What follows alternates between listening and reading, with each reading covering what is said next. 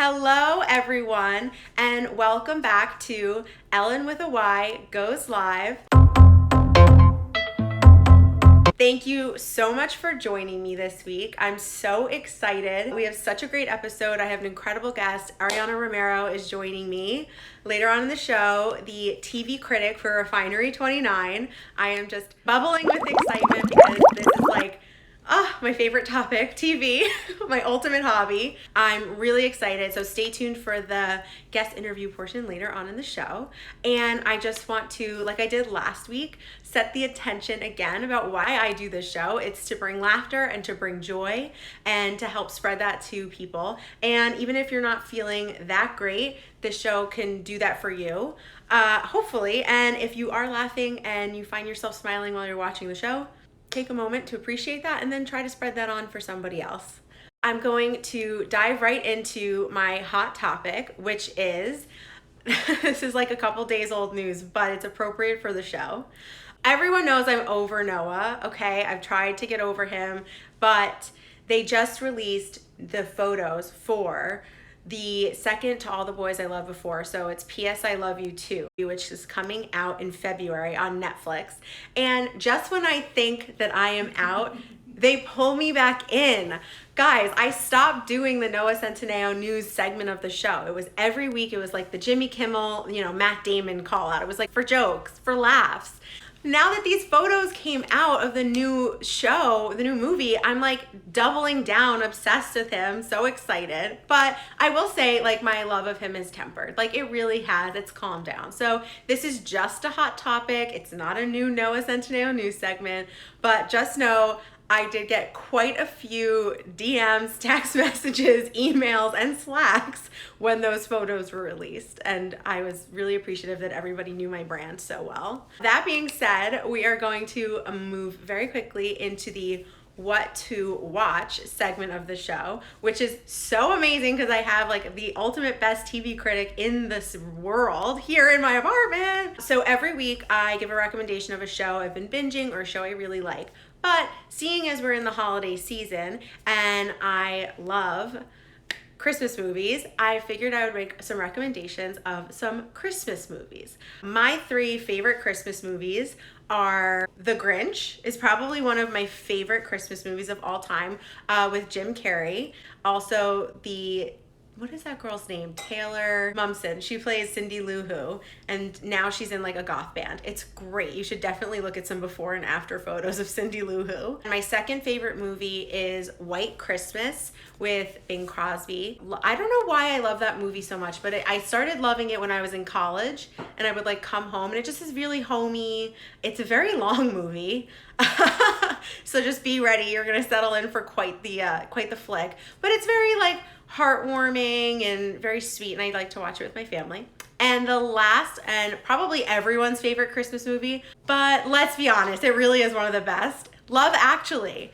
It is the perfect crux of my love of British culture, so my Anglophile ways, my love for a rom-com, my love for a Christmas movie. It's like it has all the best pieces. It has an amazing, incredible cast. I actually feel like I learned who Joni Mitchell was from Love Actually because I just felt so much what Emma Thompson was feeling in that scene when she's crying in the bedroom. Obviously no spoilers, but it's so good. So those are my top three favorite Christmas movies. I'm seeing a lot of people agreeing in the comments. If you guys have favorite Christmas movies, comment below. And if you want to check out some of the best TV Christmas episodes, you can check out my guest, Ariana Romero, on AM to DM on Twitter. It's BuzzFeed show. And today she was on the show this morning talking about her favorite and best recommended Christmas episodes of TV shows. Oh, my aunt said Elf. I am like the biggest odd man out. I haven't watched Elf start to finish probably in a long time, but I don't know. There's just something about like the silliness of it that's like a little too silly for me. Oh, Home Alone's a good one too. Yeah, that is a really good one. Oh my God, I love Home Alone. That moves me into the food for thought segment of the show, which my food for thought is kind of this like stream of conscious food for thought that I've been having. So First of all, last week, guys, I was down for the count. I had a stomach bug / or maybe stomach, like food poisoning on Thursday. I was violently ill. I'll leave it at that. I felt so out of commission and so just like lost that even to today, I didn't even remember to like promote the show on Instagram. I felt like so disconnected, so like off the grid. I felt like I was here in my apartment dying and no one knew because I wasn't talking to anyone. I wasn't texting anybody. I didn't tell anyone. I wasn't like Snapchatting it. Like that's how sick I was, is I couldn't even use my phone or social media. And that kind of got me thinking about like being off the grid and, you know, thinking about the show. And I've been thinking a lot about, you know, inspiration. And I feel like I've been kind of on this treadmill, if you will, of doing my life. I've been running a mile every day in December and I had to stop doing it. Thank you. I had to stop doing that because I was dying, but I'm back now, and making up for it every day with a 1/4 of a mile. I feel like I've been on this treadmill, literally, of doing the show and working out and going to work and trying to make time for friends and family and all of this. And this show, which I love doing, I'm able to kind of like do it without thinking too much anymore because I kind of have the like format down. But then I realized I was like, oh my God, I'm like losing that element of creativity that I love. And so I was talking about this today, like how do you get inspired? How do you find things that kind of shut your brain off, that allow you to find creativity and allow you to kind of reinvigorate yourself again? And I'm literally asking you in the comments right now, like, what do you do? Because I'm crowdsourcing things for inspiration. So even just talking about it today and being open about the fact that I'm like, I really need like some creative inspiration. I need to like do something that kind of just invigorates me in a new way, something that puts me outside my comfort zone. And like, I've never done pottery, so I was talking about doing pottery or something. I'm just not someone who's gonna like necessarily go to a museum. That's just like not my vibe. And I can't really spark my creative juices by like binging a show. That's something I do to kind of decompress, not spark my creativity. So I'm just out here saying, I think I'm looking for inspiration in different ways to get creative. And I'm wondering if anyone else in the world is Morgan, LOL, I was typing, go to a museum. But like, maybe like, I don't know. You know, I haven't been to a museum in so long. Maybe that would be like, there's a lot of types of museums. Maybe I could do that. I don't know. I feel like I haven't been to a museum in recent years that is like, so maybe that's something I should do because I haven't.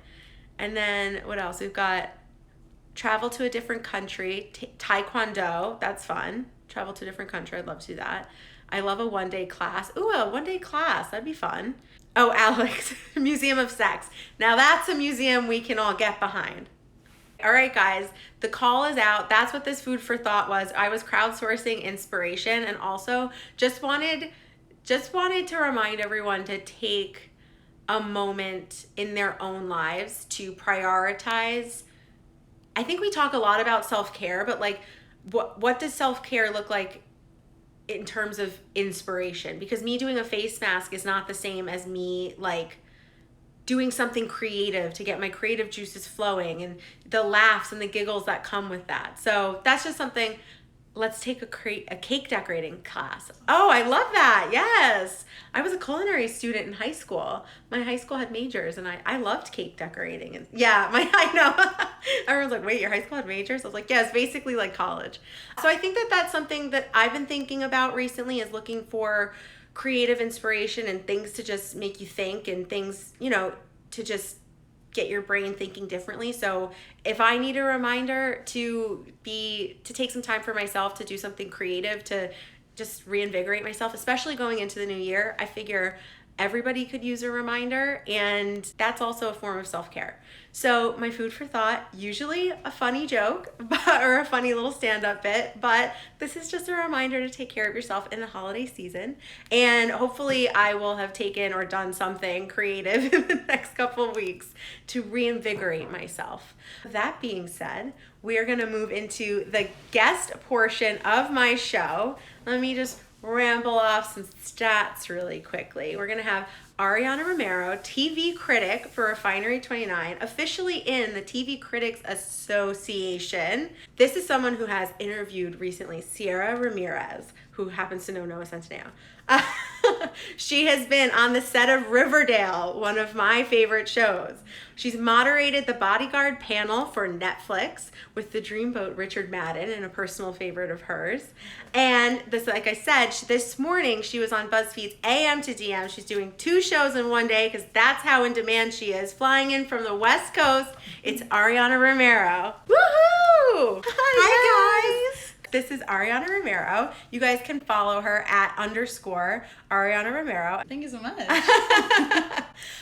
So definitely go check her out, give her a follow, because it's the best content on your stories and in your Instagram. Like I'll just be watching, and then just out of nowhere, she's just like at a celebrity event, at the Netflix holiday party. She's at the screening the screening for Queen and Slim. It was a very fun. And who did you see? Oh, at the premiere. Oh, excuse me, the premiere. Who did you see there? Well, I heard Rihanna was there. I was afraid to actually see her. I was like, she's too powerful. I don't want it.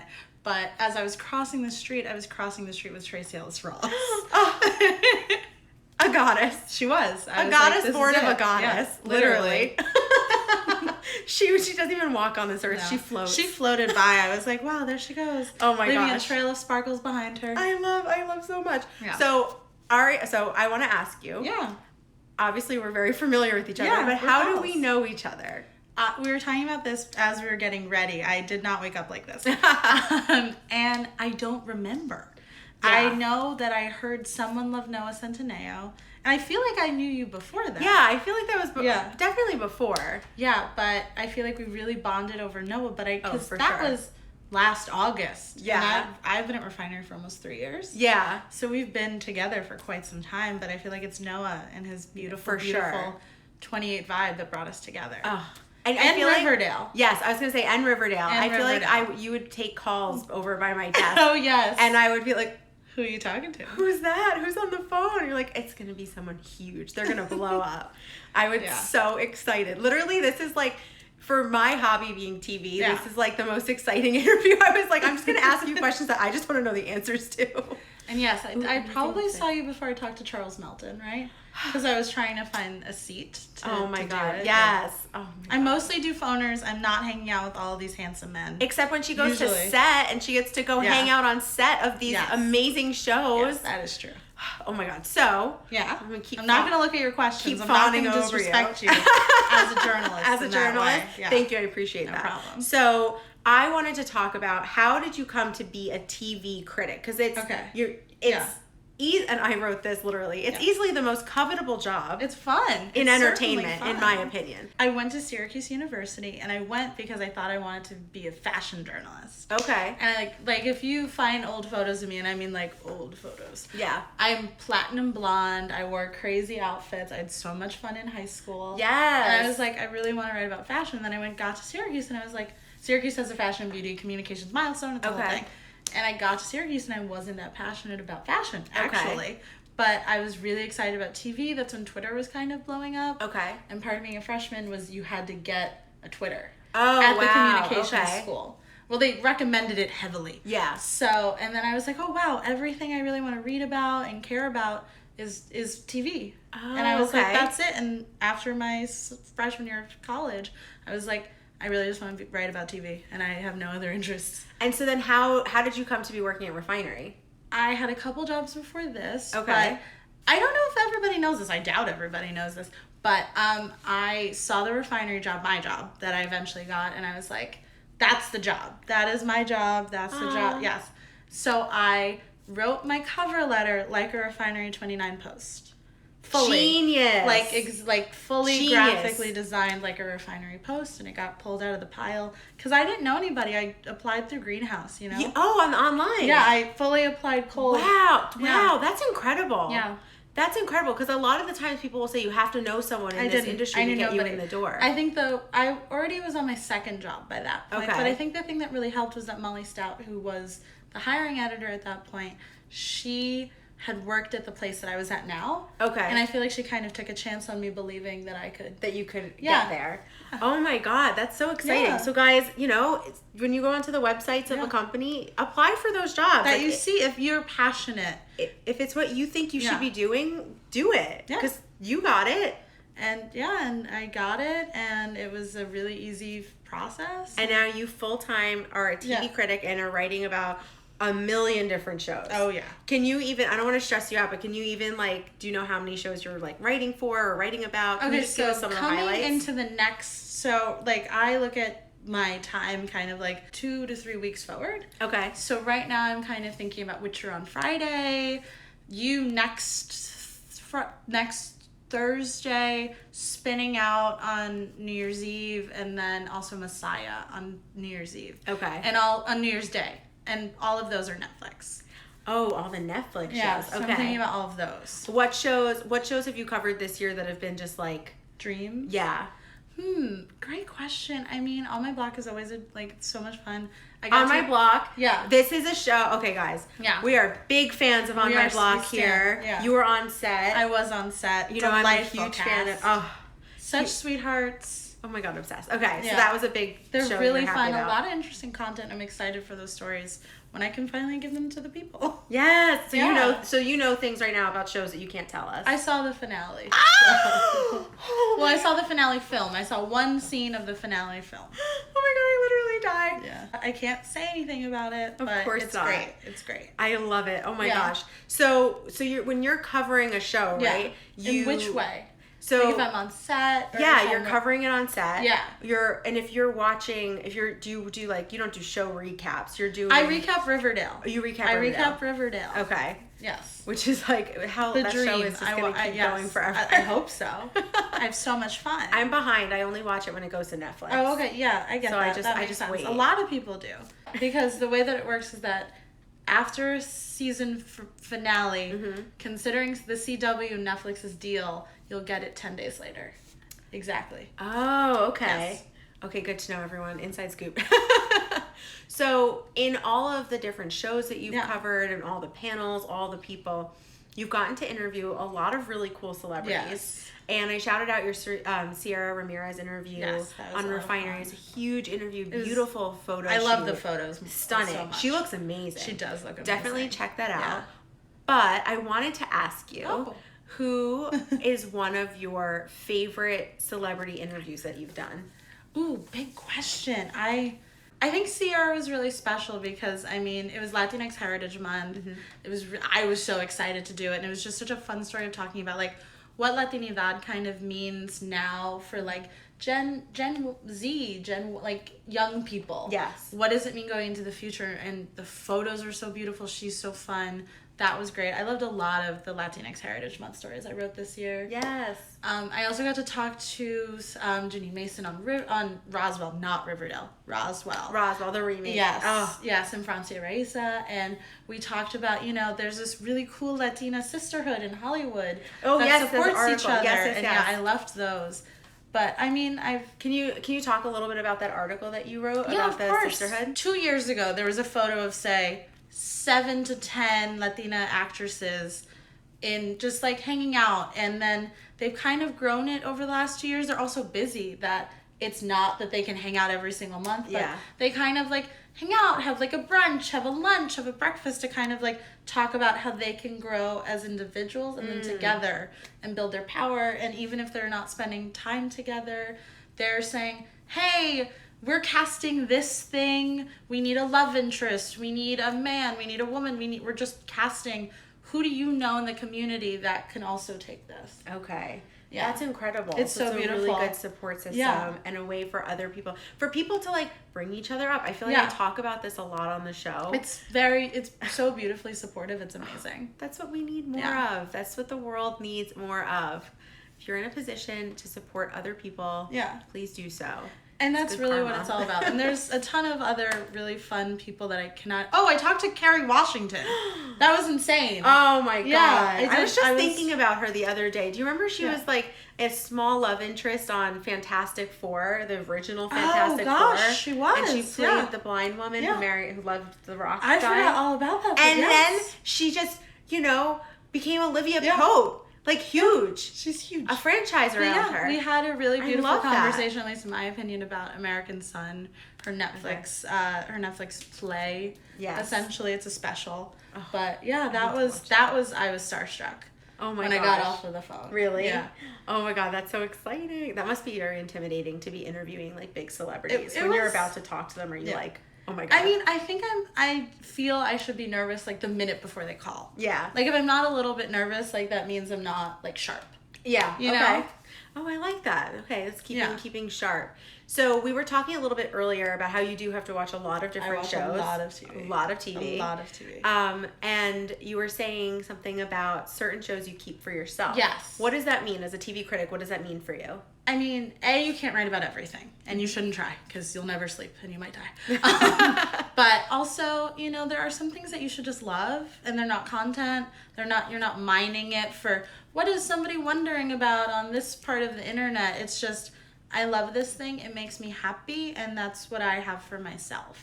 And what is one of those shows for you? Superstore, I think, is the best example. Superstore on NBC, I think, is the best example of something that I just love. Okay. Also, Nailed It on Netflix. Oh, The these Nailed are It good Holiday shows. Special Okay. is one of the most delightful things in the world to me. I love Nicole Byers She's so much. fantastic. She's so funny. I listen to her podcast. She has 4 podcasts. I listen to 2 of them. Oh my God. I listen to Best She's Friends. so funny. And I listen to Why Won't You Date Me? Yes, I've listened to Why Won't You Date? Yes, but I listen to both religiously. Really? Yes. Oh, those are really 2 really good shows. Okay, so those are just for you. You keep them for you. Yeah, those are for me. And Jane the Virgin, back when it was on, was usually Jane the Virgin is my favorite show of all time. I Fun fact. love Jane Yes. the Virgin. The My Virgin best Julie. friend, she called me. Yeah. I remember like years ago when Jane first came Yeah. on. My best friend, Jessica. Sobbing, I assume. Jessica calls me and she goes, "There's a show I watched. Yeah. I think you're going to like it." It's the best. And when I tell you Yeah. I binged it, Yeah. I was like hardcore. I love it. On my laptop. That's how long ago. Just inside of it. Just in it. Yeah. So we did talk a little bit about like Yeah.